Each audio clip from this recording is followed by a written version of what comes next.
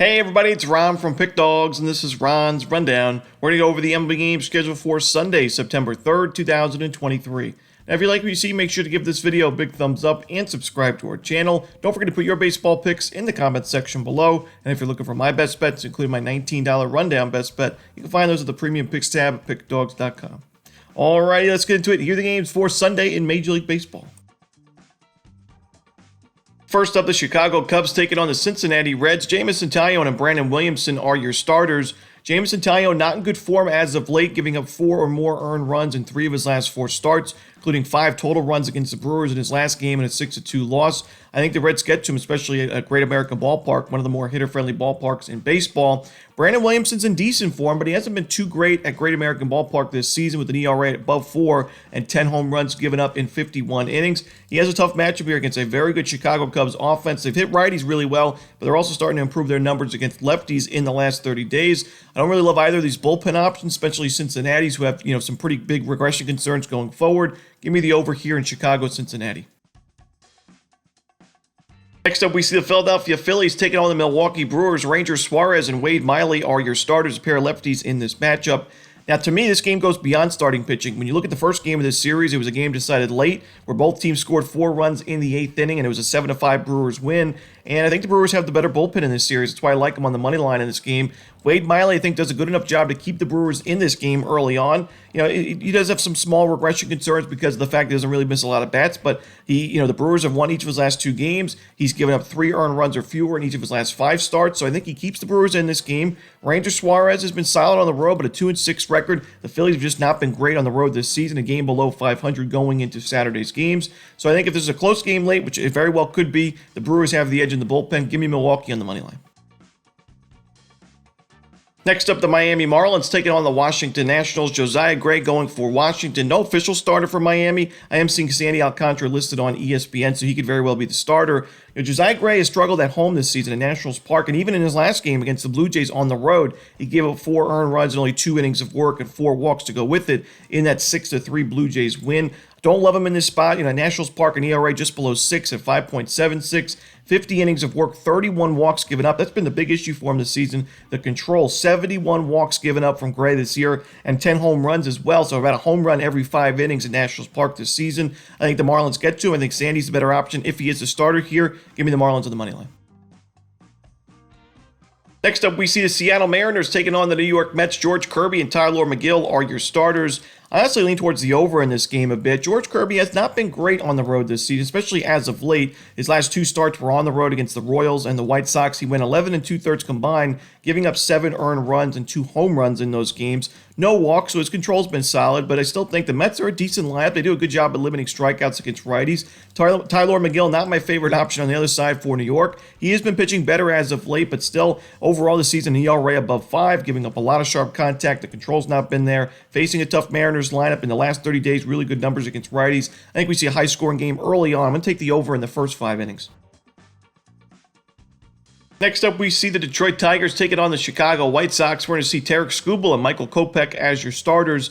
I like the Tigers in this matchup. Skubal pitching well this season, a 3.93 ERA. Coming off a sharp start against the Yankees, another quality start for him, 6 innings, 2 runs, 9 strikeouts. I think his offense backs him up in this game against Kopech, who's got an ERA above 5 this season. Been a big disappointing season for Kopech. His control's been off. He's given up a lot of sharp contact. The strikeout numbers have been, inconsistent. There's been times where we've seen him miss a lot of bats, but then other times, as of late especially, where he's only had 11 Ks in his last 12 innings of work. The White Sox are 1-3 in his last 4 games, and the Tigers are actually starting to improve offensively against right-handed pitching. Give me Detroit on the money line in this one. Next up, the Pittsburgh Pirates taking on the St. Louis Cardinals. Johan Oviedo and Adam Wainwright are your starters. Wainwright pitched pretty well in his last game, but the Cardinals still lost that one, 4-1 the final score. Makes the Cardinals 1-9 in Wainwright's last 10 starts, and they can't back him here. He's struggled overall this season with an ERA above 8. The Pirates have decent numbers against righties in the last 30 days, and Oviedo's pitching probably his best baseball of the season, coming off a complete game shutout win for the Pirates against the Royals in his last start. In the month of August, 37 innings of work for Oviedo. He's pitched a lot of innings, a 2.92 ERA, decent strikeout numbers, but the big thing, only 3 home runs given up in those 37 innings of work. The Pirates are 4-2 in his games, and that includes a win over the St. Louis Cardinals back on August 22nd. Give me Pittsburgh on the money line on the road. Next up, we see the Minnesota Twins taking on the Texas Rangers. Kenta Maeda and John Gray are your starters. John Gray's been really tough to read this season. He's kind of been, just inconsistent. He's battled some injuries as well. His last start was a quality start. He gave up 2 home runs, though, against the New York Mets in 6 innings of work, 3 runs, 9 strikeouts, and a 4-3 Rangers win. And the Rangers are 3-2 in his last 5 starts. Maeda, the Twins are 2-3 in his last 5 games. He's also not pitching too well. His last 3 games, not pitching deep into ball games. 4 innings, 5 innings, and 4 innings again. His last start against Cleveland, 6 earned runs, 7 base hits, and a home run. Makes it at least 5 straight games with at least 1 home run given up for Maeda. Facing a tough Rangers lineup, we know the Rangers bullpen has not been great in the last month or so, but it actually has better expected numbers than the Twins bullpen does. The Twins have the 7th highest SIERA in the league in the last month, so I'm going to take Texas Rangers here on the money line. Next up, we see the Atlanta Braves taking on the Los Angeles Dodgers. Charlie Morton and Bobby Miller are your starters. Crazy stat to look at. In Charlie Morton's last 4 games, the Braves have given up a combined 1 run, and that includes a game at Coors Field against the Rockies, and that was the 1 run he gave up in 6 innings of work, 1 run, 8 strikeouts. Before that, 7 innings of shutout ball in a 7-0 win for the Braves with 11 Ks for Morton. Before that, 2-0 victory for the Braves in 6 innings of shutout ball, 10 strikeouts.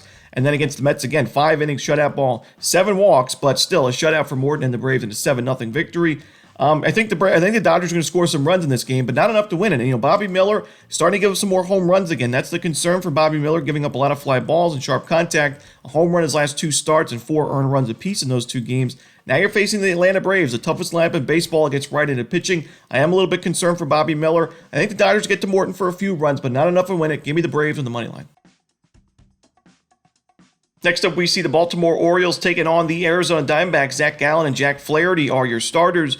Zach Gallen really struggled his last game, but that was at Dodger Stadium. We know Gallen's been a lot better at Chase Field this season. When you look at the numbers, a 1.79 ERA with an 11-1 record in 85 1/3 innings, 103 strikeouts at home this season for Gallen. While on the road, he's below a strikeout per inning in 88 innings of work, 14 home runs given up, an ERA just below 5. I think Gallen bounces back here. Jack Flaherty not in really good form. The Orioles are 0-3 in his last 3 starts. He hasn't been pitching deep into ball games, giving up home runs, walks, a lot of base runners, and I do think the Diamondbacks get to him. Give me Arizona on the money line. Next up, the San Francisco Giants taking on the San Diego Padres. Alex Cobb and Seth Lugo are your starters.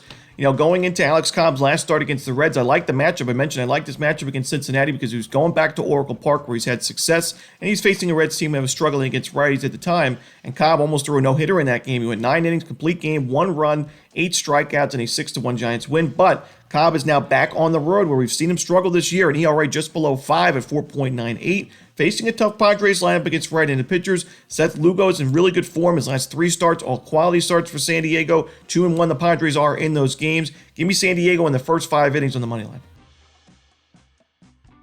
Next up, the Boston Red Sox taking on the Kansas City Royals. Chris Sale and Zach Greinke are your starters. A lean for me to Kansas City. I think there's some value with the Royals in this spot. I also like the over in this game. Chris Sale, not in the greatest form in his last 2 games, giving up 7 earned runs, 9 2/3 innings against the Astros, giving up 2 home runs along the way. He's also not been pitching well on the road this season, an ERA above 5. Kansas City doesn't have the best numbers offensively against lefties overall this year, but they're certainly improving in the last month, and they were able to get to James Paxton earlier in this series for quite a few runs early in that game.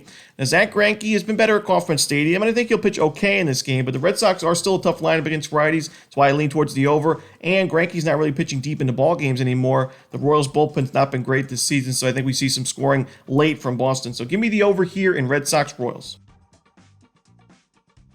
Next up, we go to Coors Field as the Blue Jays take on the Rockies. Kevin Gausman for Toronto, no official starter for the Rockies. I'm going to lean towards the Blue Jays on the run line here. Kevin Gausman, he hasn't been the most profitable pitcher lately for Toronto, but I will say he's pitched at Coors Field a few times. He actually has pretty good numbers there, a sub-4 ERA in his career at Coors. And I think he's going to be the much better starting pitching option in this game. This is a Rockies bullpen game. Colorado's bullpen's been one of the worst in baseball across really the second half and overall this season. I think Toronto's lineup will be able to get to him. Give me the Blue Jays on the run line.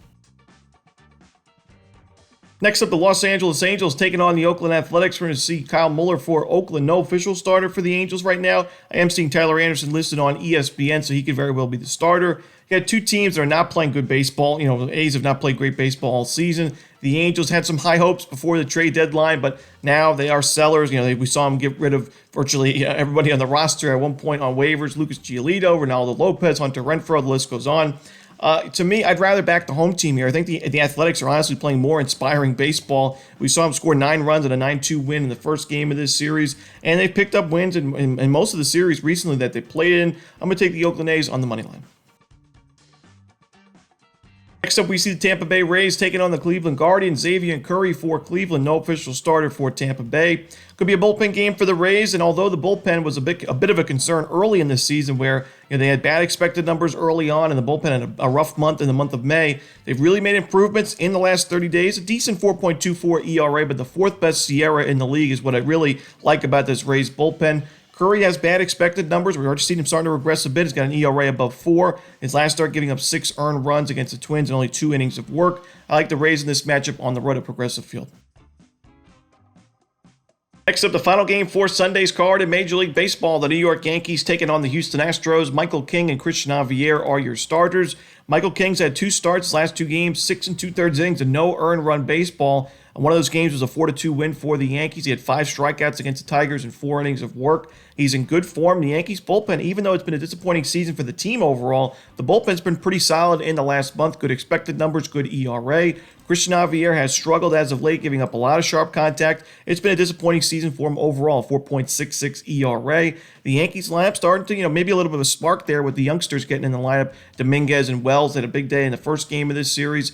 I think they get to Javier for enough runs to win this game outright. We're getting a really good price with the Yankees. I'll take a shot with New York on the money line. And that's it. Those are the games for Sunday in baseball. Hope you enjoyed this video. If you did, don't forget to hit that like button and subscribe. And don't forget to put your baseball picks in the comment section below. Again, if you're looking for my best bets, you can find those at Pick Dawgz Premium. As always, this is Ron Romanelli. Good luck.